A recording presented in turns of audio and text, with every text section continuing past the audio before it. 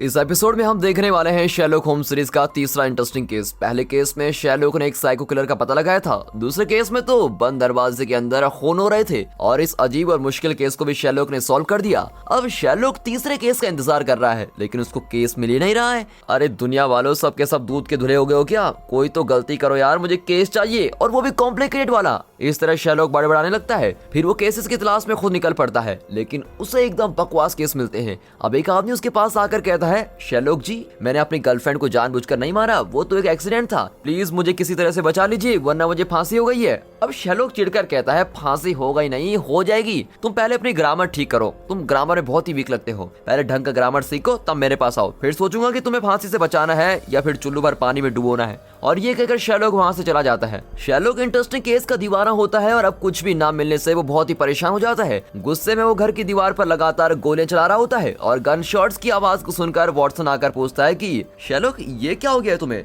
Watson, मुझे कोई interesting case नहीं मिल रहा है और लगता है अचानक सारे क्रिमिनल्स गायब हो गए हैं, बहुत बेचैनी हो रही है यार, इसलिए दीवार पर गोलियां चला रहा हूँ। वॉटसन अब सोच में पड़ जाता है कि शेरलॉक के पास कोई केस तो है नहीं, अब इसके साथ रहकर मुझे गोली नहीं खानी है, मैं तो अपनी स्वीटी सारा के पास चला जाऊंगा। और ये सोचकर सारा के घर चला जाता है और फिर वहीं रहने भी लगता है और वहीं से काम पड़ जाता है। शेरलॉक अब फिर से अकेला पड़ जाता है और बड़बड़ाने लगता है कि ये बोरिंग जिंदगी अब बर्दाश्त नहीं होती। वो बहुत ही टेंशन में हो जाता है और खिड़की के पास खड़ा होकर खुद से बातें कर रहा होता है। तब अचानक भारी आवाज के साथ बॉम्ब ब्लास्ट होता है, खिड़की का ग्लास टूटकर चूर-चूर हो जाता है और शेरलॉक भी दूर जाकर गिरता है। न्यूज में इस दुर्घटना को देखकर वॉटसन दौड़ा चला आता है, पर शेरलॉक घर पर आराम से बैठा होता है और उसके साथ उसका भाई माइक्रॉफ्ट भी होता है। वॉटसन पूछता है कि शेरलॉक तुम्हें क्या हुआ है? मैंने सुना कि यहाँ कोई बॉम्ब ब्लास्ट हुआ था। नहीं वॉटसन, यहाँ कोई बॉम्ब ब्लास्ट नहीं हुआ, पास वाले घर में गैस लीक की वजह से आग लग गई थी। ओह चलो शुक्र है कि तुम ठीक हो, लेकिन तुम्हारा भाई यहाँ क्या कर रहा है? माइक्रॉफ्ट कहता है कि मैं शेरलॉक के लिए केस लेके आया हूँ। एंड्रू वेस्ट नाम का एक आदमी रेलवे ट्रैक के पास मरा पड़ा है। वॉटसन कहता है, ये भी कोई केस है? ट्रेन के नीचे आकर मर गया होगा, केस खत्म। माइक्रॉफ्ट कहता है कि ऐसा नहीं हो सकता, क्योंकि उसके शरीर पर कोई गहरी चोट नहीं है। मैं दावे के साथ कह सकता हूँ कि उसका खून किया गया है। एंड्रू के पास एक मेमोरी स्टिक थी जिसमें गवर्नमेंट की मिसाइल प्लान्स के बारे में सारी डिटेल्स थी। अगर वो मेमोरी स्टिक गलत लोगों के हाथ में लग गई तो मुसीबत हो जाएगी, इसलिए मैं तुमसे मदद मांगने आया हूँ। तुम्हें उस मेमोरी स्टिक का पता लगाना ही होगा। लेकिन शेरलॉक अपनी आदत पे आ जाता है और कहता है कि भाई तुम तो जानते हो कि मैं कितना बिजी डिटेक्टिव हूँ, सांस लेने की भी फुर्सत नहीं है मुझे। अब वॉटसन मन में सोच रहा होता है कि बेटा झूठ बोले कौवा काटे, इतने दिनों से तो केस के लिए मर रहा था और अब मिल रहा है तो नखरे दिखा रहा है। लेकिन माइक्रॉफ्ट शेरलॉक को ऑर्डर देता है कि ये गवर्नमेंट का मामला है और मेरी मदद तो तुमको करनी पड़ेगी। ये कहकर माइक्रॉफ्ट चला जाता है। अब इतने में शेरलॉक को डिटेक्टिव ग्रेग का कॉल आता है और वो कहता है कि सुनो शेरलॉक, एक बहुत ही इंटरेस्टिंग केस मिला है, तुम जल्दी से आ जाओ। और ये सुनकर तो शेरलॉक बड़ा ही झूम उठता है कि असली काम तो अब करने वाला हूँ मैं, बाकी सब तो यूं ही है। फिर वो वॉटसन के साथ तुरंत ग्रेग से मिलने जाता है। दरअसल शेरलॉक के घर के पास जो गैस लीक से विस्फोट हुआ था उसकी जांच करने पुलिस आई होती है। अब उन्हें एक मजबूत बॉक्स मिलता है जिसके अंदर एक कवर होता है और कवर पर शेरलॉक का नाम लिखा होता है, इसलिए ग्रेग ने शेरलॉक को बुलाया था। अब शेरलॉक वहां पहुंचकर कवर खोलता है तो उसके अंदर पिंक कलर का एक मोबाइल फोन होता है और पिंक कलर देखते ही ग्रेग पूछता है, अरे ये तो उस लड़की जेनिफर का फोन है ना? शेरलॉक कहता है, अरे ये उसका फोन नहीं, ये नया फोन है, लेकिन विस्फोट के बीच में ये फोन यहाँ आया कैसे? अब शेरलॉक जान जाता है कि गैस लीक से ब्लास्ट नहीं हुआ, बल्कि किसी ने जानबूझकर इस जगह को ब्लास्ट करवाया है। तब उस फोन पर 5 बीप्स के बाद एक मैसेज आता है और उसमें एक बहुत ही पुराने घर के अंदर का फोटो होता है। अब शेरलॉक कहता है कि हमें तुरंत इस घर का पता लगाकर वहां पहुंचना होगा, वरना कई जगहों पर भी बॉम्ब ब्लास्ट हो सकते हैं। वॉटसन कहता है कि क्या बकवास करते हो शेरलॉक, कोई बेमतलब इस तरह बॉम्ब ब्लास्ट क्यों कराएगा? वो इसलिए वॉटसन, क्योंकि बिल्कुल मेरी तरह कोई और भी बहुत बोर हो रहा है, इसलिए वो ऐसा गेम खेल रहा है। अब इस पहेली को तो हमें सॉल्व करना ही पड़ेगा। ये कहकर शेरलॉक तेजी से बाहर आता है। फोटो देखते ही शेरलॉक पहचान गया था कि ये उसी के घर का बेसमेंट है और तीनों बेसमेंट में जाते हैं जहाँ 2 पुराने शूज होते हैं। वे कंफ्यूज हो जाते हैं कि बॉम्ब की जगह तो यहाँ पुराने शूज रखे हुए हैं। तभी पिंक फोन बजता है और एक औरत की आवाज आती है कि तुम्हारे सामने जो है वो एक पहेली है, सिर्फ 12 घंटों के अंदर तुम्हें उसका हल ढूंढना है और अपनी वेबसाइट पर अपलोड करना है। असल में वो औरत एक कार में बैठी होती है और बहुत ही डरी हुई होती है और ये सब वो अपनी मर्जी से नहीं बोल रही है, बल्कि उसके शरीर में बॉम्ब फिक्स किए गए हैं और कोई इसको धमका रहा है। उसके हाथ में एक पेजर होता है जिस पर मैसेज आ रहे होते हैं और वो औरत सिर्फ उन मैसेज को पढ़ रही होती है। यहाँ शेरलॉक पजल को सुलझाने की कोशिश करता है, लेकिन 2 पुराने शूज में क्या पजल हो सकता है? ये सोचकर शेरलॉक उन शूज को लैब में लेकर जाकर उनकी जांच कराता है। तब लैब की टेक्नीशियन मॉली आती है और कहती है, हाय शेरलॉक, ये मेरा बॉयफ्रेंड जिम है। वो शेरलॉक को चिढ़ाना चाहती थी, लेकिन शेरलॉक उसकी ओर ध्यान नहीं देता।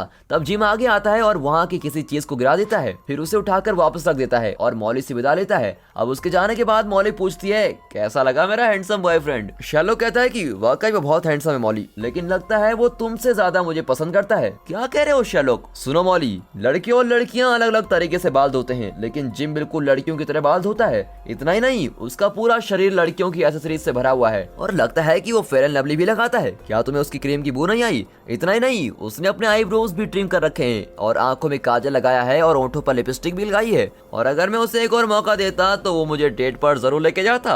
और ये सब सुनकर मॉली शॉक होकर पूछती है कि ये सब तुम कैसे कह सकते हो? प्लीज मजाक मत करो। मैं मजाक नहीं कर रहा। नीचे गिरी हुई चीज उठाने के बहाने वो मेरे पास अपना नंबर छोड़ गया है और विश्वास नहीं होता तो ये देखो। और ये कहकर वो एक कागज निकाल कर दिखाता है। अब उसे देखकर मॉली गुस्से में चली जाती है। चलो भाई, किसी तरह एक जोड़ी को अलग कर दिया। ये सोचकर शैरलॉक अपने काम में लग जाता है। वो वॉटसन को शूज दिखाकर पूछता है कि इन शूज को देखकर तुम्हें क्या लगता है? वॉटसन शूज को देखकर कहता है कि ये अच्छा शू है, लेकिन जरा पुराना है, इस पर कोई नाम लिखा हुआ है और बड़े लोग इस तरह से नाम नहीं लिखते। इसका मतलब यह है कि ये एक छोटे लड़के का शू है। इसके अलावा मुझे कुछ और नहीं सूझ रहा है। मुझे लगता है कि तुम्हें भी और कुछ नजर नहीं आएगा। अब शैरलॉक शू उठाकर अपनी फाइंडिंग्स बताता है। ये सच है वॉटसन कि ये पुराना शू है, लेकिन ध्यान से देखो, इसे किसी ने बहुत ही अच्छे से मेंटेन किया है और इसे सेफ्टी भी रखा है। इसका लेस भी 3-4 बार बदला जा चुका है और इसे जो भी पहनता था उसे स्किन की एलर्जी थी। ससेक्स नाम की जगह से वो लंदन आया था और यहाँ आकर उसने अपने शूज खो दिए। ओह अच्छा, माना कि तुम 30 मार खान हो शैरलॉक, लेकिन ये कैसे कहा कि उसे स्किन की एलर्जी है और वो ससेक्स से आया है? शू को ध्यान से देखो वॉटसन, इसमें स्किन के छोटे छोटे टुकड़े दिखते हैं और एलर्जी की वजह से स्किन ड्राई होकर इस तरह चीजों में चिपकने लगती है और इसलिए कहता हूँ कि इसे पहनने वाले को स्किन एलर्जी है।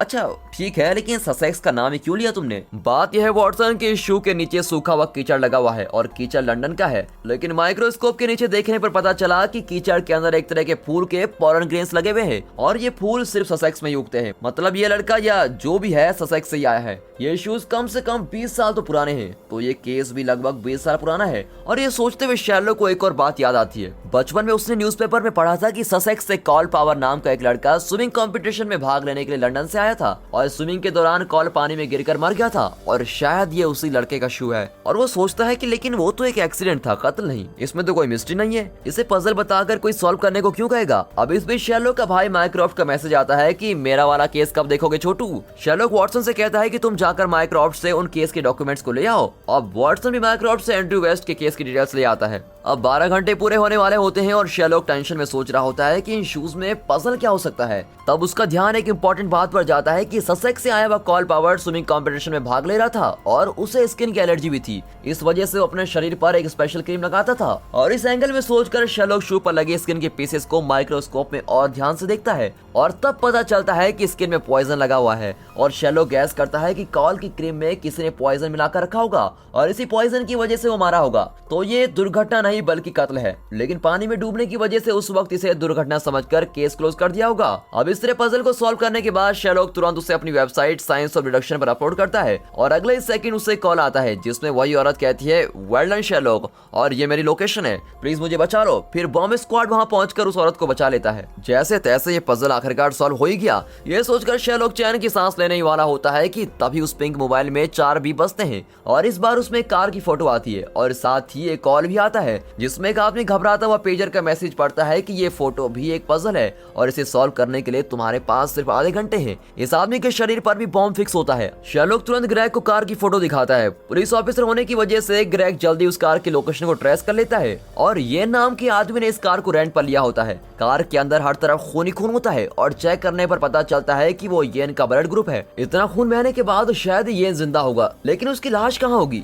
ये सोचकर शैरलॉक कार को पूरा चेक करता है और डैशबोर्ड में एक कार्ड देखकर उसे अपने पास रख लेता है। वॉटसन सोचने लगता है कि शैरलॉक आगे क्या करने वाला है और तभी येन की पत्नी वहां आती है। अब शैरलॉक उससे बात करने की कोशिश करता है, लेकिन वो कहती है कि मैं ऑलरेडी 2 पुलिस ऑफिसर से बात कर चुकी हूँ और तुम कौन हो जो मुझसे सवाल कर रहे हो? इतने में शैरलॉक की आंखों से आंसू बहने लगते हैं और कहता है कि मैं पुलिस नहीं हूँ, मैं येन का बेस्ट फ्रेंड हूँ। उसके बारे में जानकर मुझे बहुत ही दुख हुआ। मेरे बेस्ट फ्रेंड के साथ क्या हुआ ये जानने के लिए मेरा दिल बहुत ही तड़प रहा है। मैम प्लीज मेरी भावनाओं को समझिए। अब शैरलॉक की नौटंकी देखकर वॉटसन सोचता है कि इस साल का ऑस्कर तो इसे ही मिलना चाहिए। शैरलॉक अपनी एक्टिंग जारी रखता है और इस तरह उसे येन के बारे में कई डिटेल्स मिल जाती हैं। येन कुछ दिनों से बहुत ही टेंशन में था। अब तक किसी को ये नहीं पता था कि येन जिंदा है या मर भी गया, लेकिन उसकी पत्नी उसके बारे में पास्ट टेंस में बात करती है जिससे शैरलॉक को शक होता है कि वो कुछ छुपा रही है। और डैशबोर्ड से शेरलॉक ने जो कार उठाया था वो जेनस कार नाम की कंपनी का था। येन ने ये कार वहीं से रेंट पर ली थी। अब शेरलॉक और वॉटसन उस कंपनी में जाते हैं, लेकिन कंपनी का एमडी सिर्फ ये कहता है कि ये नाम का आदमी यहाँ आया और एक कार रेंट पर लेके गया।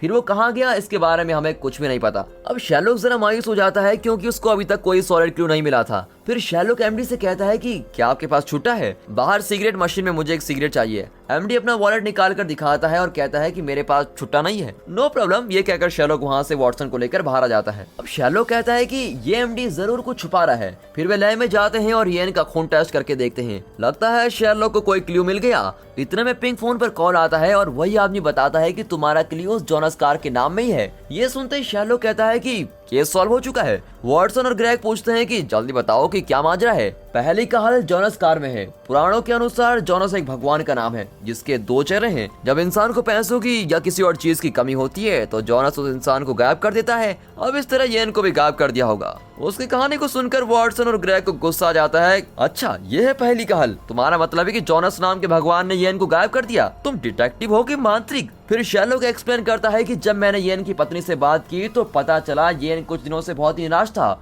मतलब उसे पैसों की प्रॉब्लम थी और इसलिए वो गायब हो गया। शेरलॉक तुम पहेलियां मत बुझाओ यार, सीधे सीधे बताओ कि माजरा क्या है। तो सुनो, ये सब इंश्योरेंस के पैसों के लिए किया गया था। येन को बहुत सारे पैसों की जरूरत थी और वो इतने पैसे नहीं कमा सकता था, इसलिए वो निराश रहता था। लेकिन अगर वो मर जाता तो उसकी पत्नी को इंश्योरेंस के पैसे मिल जाते। और अब तक ये बात साफ नहीं हुई है कि येन मर चुका है, लेकिन उसकी पत्नी इस यकीन के साथ बातें कर रही थी कि येन मर चुका है और वो सभी को विश्वास दिलाना चाहती है कि येन मर चुका है और तभी तो उसको इंश्योरेंस के पैसे मिलेंगे। अब सच में येन मरा नहीं, बल्कि येन यहाँ से बचकर किसी दूसरे शहर में जाकर रह रहा है और यहाँ से बचकर जाने में जोनस कार के एमडी ने ही उसकी मदद की है। जब हम उस एमडी से मिलने गए थे तो मैंने देखा कि उसके चेहरे का रंग जरा ब्राउन था और शर्ट के अंदर उसका स्किन गोरी थी। कड़ी धूप में जाने से ऐसा होता है और लंदन में ऐसी कड़ी धूप नहीं होती। मतलब ये आदमी किसी दूसरे देश जाकर लौटा है और इसी के साथ येन भी गया था। वॉटसन कहता है कि शेरलॉक, लेकिन उस कार के अंदर येन का ही खून था। हाँ, वो येन का ही खून था। इस तरह गोल गोल मत घुमाओ यार शेरलॉक, येन तो फौरन चला गया है ना, उसका खून अब कार के अंदर कैसे हो सकता है? सुनो वॉटसन, एक्चुअली फौरन जाने से पहले ही उसके शरीर से थोड़ा खून निकाल कर फ्रिज में रख दिया गया था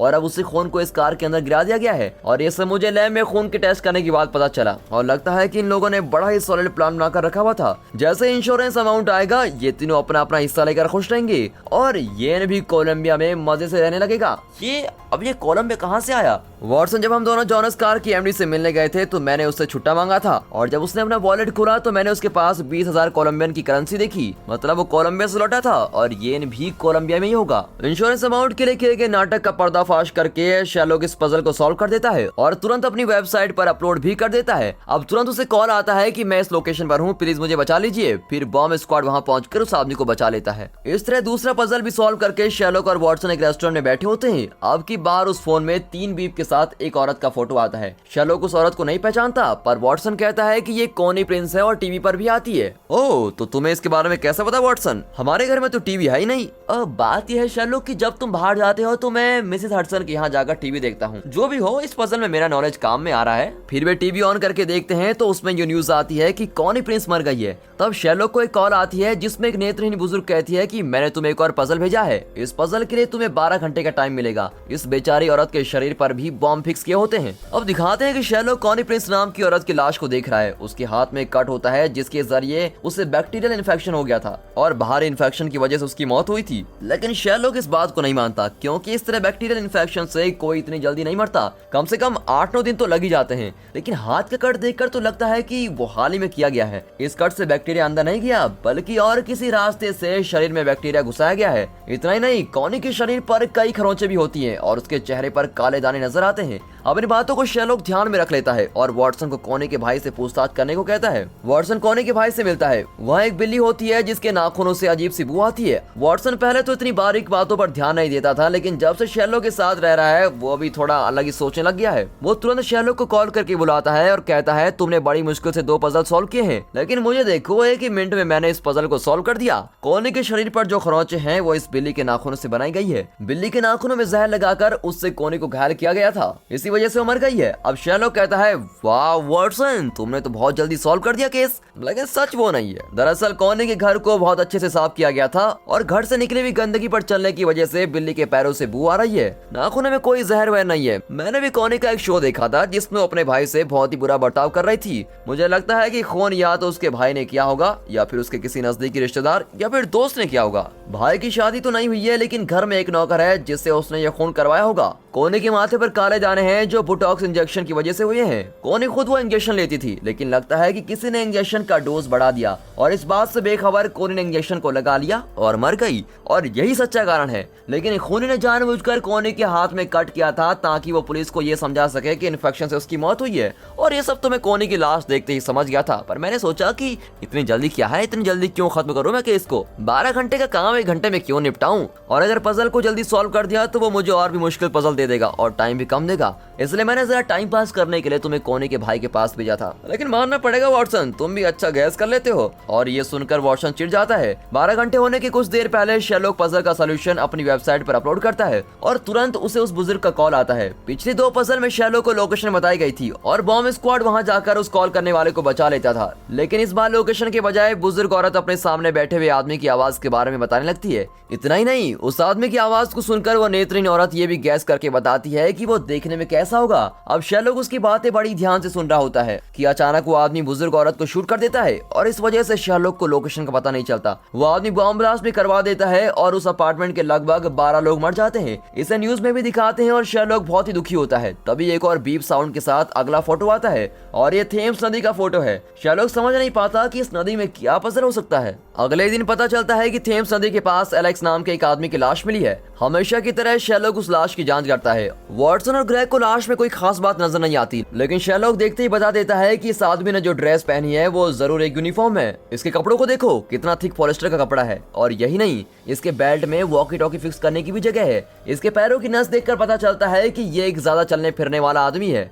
जैसा कि सिक्योरिटी गार्ड। और लंदन में कई सिक्योरिटी एजेंसी हैं और ये पता लगाना मुश्किल है कि ये किस एजेंसी के लिए काम करता था। पर इसके हाथ में एक घड़ी है जिसमें इसने रात का अलार्म सेट कर रखा है। मतलब ये कि एलेक्स नाइट शिफ्ट में काम करने वाला सिक्योरिटी गार्ड था। इसके यूनिफॉर्म में सिक्योरिटी एजेंसी का बैज होना चाहिए, लेकिन खूनी ने वो बैज भी उड़ा लिया है। मैं तो ये भी जानता हूँ कि एलेक्स का खून किसने किया है। खूनी का नाम है गोलेम, जो एक लंबा और तगड़ा आदमी है और इस तरह के कत्ल वही करता है। इतना कहकर शेरलॉक एलेक्स के पॉकेट से एक टिकट निकालता है जो शायद किसी म्यूजियम या थिएटर का हो सकता है। तो हमें इन दोनों बातों पर ही ध्यान देना है। ग्रेग, तुम पहले ही पता लगाओ कि क्या किसी सिक्योरिटी एजेंसी का नाइट शिफ्ट गार्ड लापता हुआ है। ग्रेग जल्दी पता लगा लेता है कि एलेक्स एक आर्ट गैलरी में सिक्योरिटी गार्ड का काम करता था और वाटसन एलेक्स के घर जाकर पता लगाता है कि एलेक्स को अंतरिक्ष के बारे में जानने में बहुत ही इंटरेस्ट था।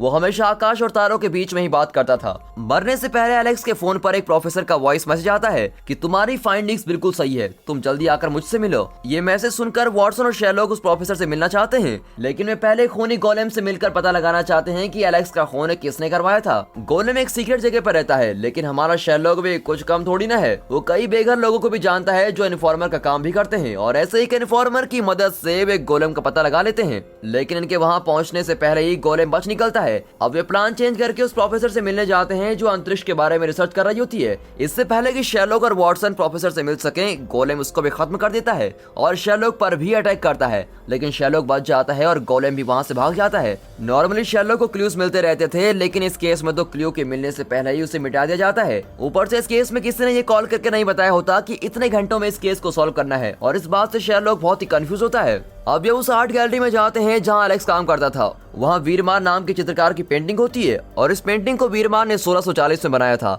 ये पेंटिंग कहीं खो गई थी, लेकिन इस आर्ट गैलरी के लोग उसको वापस ले आए थे। पर शेरलॉक पेंटिंग को देखते ही गैस करता है कि ये नकली पेंटिंग है। तभी पिंग मोबाइल पर कॉल आता है, लेकिन इस बार किसी की आवाज नहीं आती। अब शेरलॉक खुद ही कहता है कि मैंने ये पजल सॉल्व कर लिया है, यहाँ वीरमार की जो पेंटिंग है वो नकली है। तब भी उस तरफ से कोई नहीं बोलता। फिर शेरलॉक कहता है कि मैं जानता हूँ कि ये सिर्फ मेरा गैस है, मैं जानता हूँ कि पेंटिंग नकली है, लेकिन इसका कोई ठोस सबूत मेरे पास नहीं है। मुझे थोड़ा वक्त दो, मैं सबूत के साथ इस बात को साबित कर दूंगा। तभी फोन से एक छोटे लड़के की आवाज आती है और वो 9, 10, 8 करके काउंटडाउन करना शुरू कर देता है। अब 10 सेकंड के अंदर शेरलॉक को सबूत के साथ ये साबित करना है कि पेंटिंग नकली है। शेरलॉक टेंशन में पेंटिंग को ध्यान से देखता है, लेकिन उसको कोई भी क्लू नहीं मिलता। अब काउंटडाउन भी खत्म होने वाला होता है कि अचानक शेरलॉक को उस पेंटिंग में कुछ दिखता है। वो तुरंत फोन के पास जाकर जल्दी जल्दी कहता है कि ये पेंटिंग नकली है क्योंकि इसमें वैन बुरन सुपरनोवा है। अब लड़का काउंटडाउन तुरंत रोक देता है और अपनी लोकेशन बताता है। पुलिस वहाँ जाकर उस लड़के को बचा लेती है और यहाँ किसी के समझ में नहीं आता कि वैन बुरेन सुपरनोवा क्या चीज है। शेरलॉक एक्सप्लेन करता है कि अंतरिक्ष में कुछ नक्षत्र अपने आंतरिक विस्फोट के कारण बहुत ही ज्यादा चमकने लगते हैं और ऐसे नक्षत्रों को सुपरनोवा कहते हैं। वैन बुरेन नाम का ये सुपरनोवा 1858 में पहली बार देखा गया था, लेकिन वीरमार की ओरिजिनल पेंटिंग 1640 में बनाई गई थी। उस वक्त तो वैन बुरेन सुपरनोवा था ही नहीं। वीरमान ने अपनी पेंटिंग में कोई सुपरनोवा नहीं बनाया था। इसका मतलब यह है कि पेंटिंग ओरिजिनल नहीं है बल्कि नकली है और किसी नए आर्टिस्ट ने उस पुरानी पेंटिंग की नकल की है और साथ ही में सुपरनोवा को भी जोड़ दिया और इस तरह शेरलॉक इस केस को भी खत्म करता है। लेकिन एलेक्स का कत्ल क्यों किया गया? वो इसलिए क्योंकि एलेक्स ने इस बात का पता लगा लिया था और उन्हें डर था कि आर्ट गैलरी की इस फॉर्जरी का पर्दाफाश हो जाएगा, इसलिए उन्होंने एलेक्स को मार डाला और एलेक्स के जरिए प्रोफेसर भी ये बात जान चुकी थी, इसलिए उन्होंने प्रोफेसर को भी खत्म कर दिया। ओरिजिनल पेंटिंग की कीमत लगभग 30 मिलियन पाउंड होगी। अगर दुनिया को पता चल गया कि यह नकली पेंटिंग है तो आर्ट गैलरी को बहुत ही बड़ा नुकसान होगा, इसलिए वे कत्ल करने पे उतर आए थे और इस केस के खत्म होने के बाद और कोई कॉल या फोटो नहीं आता। अब शेरलॉक बड़ी चैन की सांस लेता है, लेकिन शेरलॉक के भाई माइक्रॉफ्ट ने जो केस उसको सौंपा था उस सिलसिले में वाटसन रेलवे ट्रैक के पास जाता है और एंड्रयू वेस्ट के बारे में पूछताछ करता है। फिर बड़बड़ाता है कि बेटा एंड्रयू, तुम्हारा घर एक तरफ है और तुम यहाँ आकर मरे पड़े हो, मरने को और जगह नहीं मिली थी क्या? और मेमोरी स्टिक कहाँ रखकर मर गए यार? तब वहाँ शेरलॉक आकर कहता है, वाटसन मैं तुम्हारी मदद करूंगा। एंड्रयू वेस्ट की गर्लफ्रेंड है, चलो हम उससे पूछताछ करते हैं। एंड्रयू की गर्लफ्रेंड उन्हें बताती है कि मरने के एक दिन पहले वो मुझसे मिला था और वो बहुत ही टेंशन में था और मुझे लगा कि उसने कोई चीज खो दी है, पर वो गुस्से में यहाँ से चला गया और वापस नहीं लौटा। ये दोनों गैस करते हैं कि किसी ने एंड्रयू से मेमोरी स्टिक चुरा ली है और इसीलिए वो बहुत ही टेंशन में था। फिर इन्हें पता चलता है कि गर्लफ्रेंड से मिलने से पहले एंड्रयू अपने होने वाले साले जोई के साथ बार में ड्रिंक कर रहा था। अब शेरलॉक और वाटसन जोई से पूछताछ करते हैं, तब जाकर पता चलता है कि मेमोरी स्टिक जोई के पास है। उस दिन भर में एंड्रयू ने जो से उस कॉन्फिडेंशियल मेमोरी स्टिक का जिक्र किया था। जो ने एंड्रयू का मेमोरी स्टिक चुरा लिया था और इस बात पर उन दोनों में बहस हो गई थी। बहस हाथापाई में बदल गई और इसी दौरान जो ने एंड्रयू को धक्का दे दिया और सीढ़ियों से नीचे गिरकर एंड्रयू वहीं मर गया। जोई घबराकर एंड्रयू की लाश को अपने घर के पास वाले रेलवे ट्रैक पर ले गया और एक ट्रेन पर फेंक दिया और ट्रेन के साथ ही एंड्रयू की लाश भी कहीं दूर चली गई और एक जगह पर फिसलकर ट्रैक पर आ गई। अब इस तरह शेरलॉक और वाटसन को मेमोरी स्टिक भी मिल गई और ये केस भी सॉल्व हो गया। आर्ट गैलरी की ओनर जिसने एलेक्स का खून करवाया था वो जानती थी कि पेंटिंग नकली है, लेकिन उसे ओरिजिनल बताकर वो नकली पेंटिंग को 30 मिलियन पाउंड में बेचना चाहती थी और 30 मिलियन में एक और आदमी को भी हिस्सा मिलने वाला था और वही इन सारे पजल का मास्टरमाइंड भी है। आर्ट गैलरी की ओनर बताती है कि उस आदमी का नाम मोरारिटी है। अब शेरलॉक सोच में पड़ जाता है कि ये मोरारिटी कौन है और ये हमेशा मुझसे क्यों पंगा ले रहा है। पहले केस में भी यही मोरारिटी साइको किलर से खून करवा रहा था, इससे तो मुझे मिलना ही पड़ेगा। ये सोचकर शेरलॉक एक प्लान बनाता है। उसे मोरारिटी का मैसेज आता है कि मैं तुमसे मिलना चाहता हूँ, आज रात को तुम उस स्विमिंग पूल के पास आ जाना जहाँ कार्ल पावर मरा था और मेमोरी स्टिक भी लेते आना। अब रात को शेरलॉक मेमोरी स्टिक लेकर उस स्विमिंग पूल के पास जाकर वेट करता है। तब वहाँ मोरारिटी आता है। अब शेरलॉक उसका चेहरा देखने के लिए उतावला होता है और तभी मोरारिटी शेरलॉक की तरफ मुड़ता है। तब पता चलता है कि वो जॉन वाटसन है। वाटसन पूछता है कि क्यों शेरलॉक, कैसे हो? अब शेरलॉक को ऐसा शौक जिंदगी में पहले कभी नहीं लगा था। मैं तो सोच भी नहीं पाया कि तुम मेरे साथ रहकर ये सारे गेम खेल रहे हो। वाटसन कहता है कि शेरलॉक जल्दबाजी मत करो, शांत होकर मेरी बात सुनो। और ये कहते कहते वाटसन अपना कोट हटाता है तो उसके शरीर पर बम लगे होते हैं। मोरारिटी वाटसन को बंदी बनाकर शेरलॉक को ब्लैकमेल करना चाहता था। अब शेरलॉक को गुस्सा आ जाता है और वो चिल्लाता है कि अबे डरपोक मोरारिटी, हिम्मत है तो मेरे सामने क्यों नहीं आता? तब वहाँ मोरारिटी आता है और उसे देखकर तो शेरलॉक को दूसरा सबसे बड़ा शौक लगता है। मोरारिटी वही आदमी है जो लैब टेक्नीशियन मॉली का बॉयफ्रेंड बनकर शेरलॉक से मिला था और वही आदमी जो लिपस्टिक और फेयर एंड लवली लगाकर लैब में आया और शेरलॉक के पास अपना नंबर छोड़ गया। शेरलॉक के दिमाग को चुनौती देने के लिए ही उसने ऐसा नाटक किया था, लेकिन बेचारा शेरलॉक उसे जान ही नहीं पाया। दरअसल मोरारिटी को मिसाइल प्लान वगैरह में कोई इंटरेस्ट नहीं है। जिस तरह शेरलॉक इंटरेस्टिंग पजल सुलझाना चाहता है उसी तरह ये मोरारिटी भी इंटरेस्टिंग पजल बनाना चाहता है और इस दुनिया का सबसे बड़ा क्रिमिनल मास्टरमाइंड होता है ये मोरारिटी और इससे दुनिया के सभी क्रिमिनल्स डरते हैं। लेकिन यहाँ तो ये मास्टरमाइंड अकेला आया है और ये सोचकर वाटसन पीछे से मोरारिटी को पकड़ लेता है और शेरलॉक उस पर अपनी गन पॉइंट करता है। मोरारिटी सीरियस मुंह बनाकर कहता है, मुझे इतना पागल समझा है कि मैं यहाँ अकेला आऊंगा? तभी शेरलॉक के पूरे शरीर पर कई सारी लेजर लाइट्स पॉइंट करती हैं। वो चारों ओर स्नाइपर से घिरे हुए होते हैं। मोरारिटी कहता है कि इस बार तो मैं तुम्हें छोड़ देता हूँ शेरलॉक, लेकिन हम जल्दी मिलेंगे और ये कहकर वो जाने लगता है। शेरलॉक तुरंत वॉटसन के शरीर से बॉम्ब निकालकर फेंकता है। अब इतने में मोरालिटी वापस आकर कहता है कि तुम्हें जिंदा छोड़ने का मन तो नहीं कर रहा, इसलिए मैं तुम दोनों को खत्म करने वाला हूँ। अब शेरलॉक और वॉटसन दोनों पर लेजर लाइट्स पॉइंट कर रही होती हैं। कुछ ही देर में दोनों का दी एंड होने वाला होता है और इस सिचुएशन में भी शेरलॉक का दिमाग सोच रहा होता है। अचानक शेरलॉक अपनी गन निकालकर उस बॉम्ब पर पॉइंट करता है और कहता है हमें शूट करोगे तो मैं तुरंत इस बॉम्ब को शूट कर दूंगा और हम सबका दी एंड हो जाएगा। अब बोलो मोरालिटी, क्या फैसला किया है तुमने? मोरालिटी के पास कोई फैसला नहीं होता। वो सोच में पड़ जाता है कि शेरलॉक को मार दिया जाए या छोड़ दिया जाए और इसी कश्मकश में ये एपिसोड यहाँ पर खत्म होता है। मोरालिटी आगे क्या करने वाला है ये तो अगले एपिसोड में ही पता चलेगा, लेकिन क्या आप गैस कर सकते हो कि मोरालिटी अब क्या करेगा? कमेंट्स में हमें जरूर बताइएगा।